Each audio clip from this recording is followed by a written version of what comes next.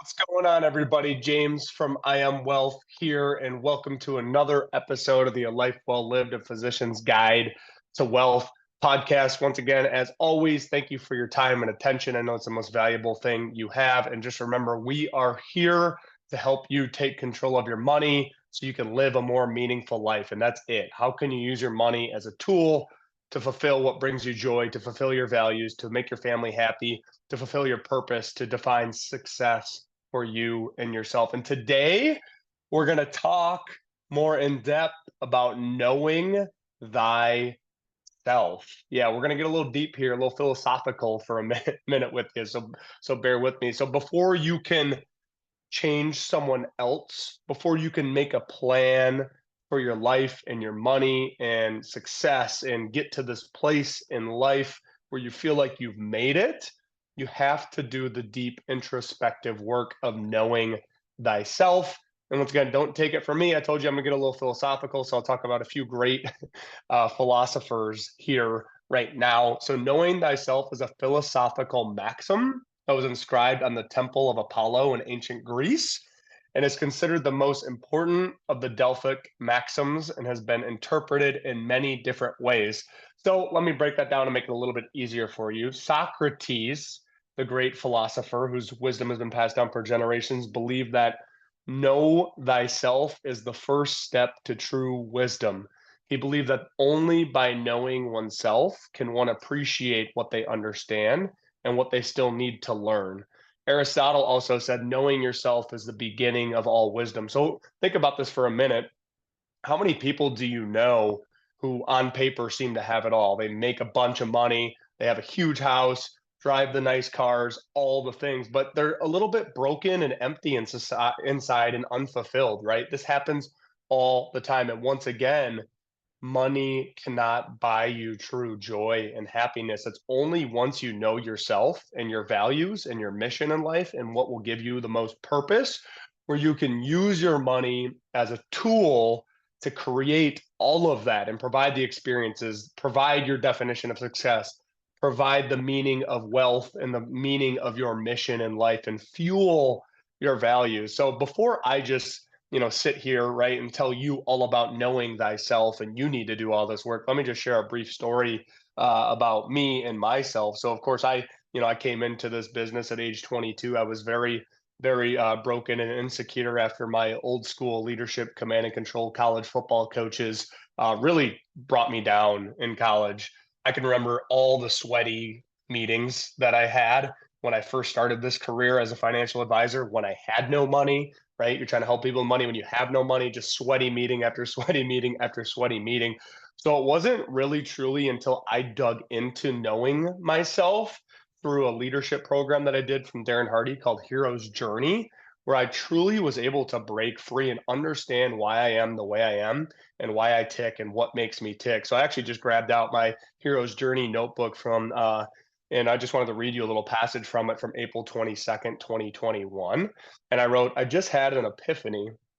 I'm doing all of this growth work and knowing myself so I can learn to better love and learn myself. Through all the rejection and being made fun of over the years, I was a chubby kid. I haven't shared that with you yet. I was never truly comfortable with me. So I went all in on this growth journey simply to love myself so that I may receive love from others. Whoa. I am obsessed with growing and looking within because until I took time to do that, I really hated myself. And this has been both an escape and a safe haven for me, knowing thyself.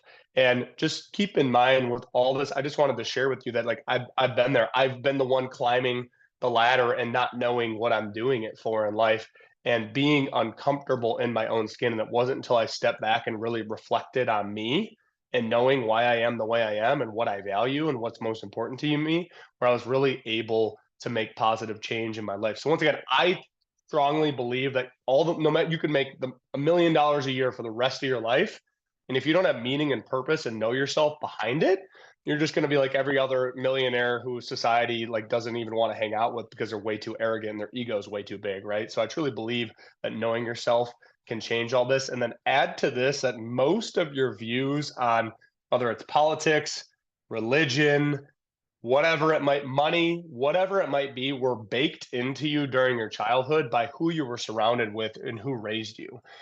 So essentially, I read a recent research report from psychology.com that shares that 20 to 50% of differences in childhood development are due to parental or whomever raised you influences. So the same holds true for you and your money going forward. So keep that in mind. So my exercise for you in this podcast is to take out a pen and a piece of paper or your notes app. If you want to build a folder in your notes app, I do that for a lot of podcasts I listen to.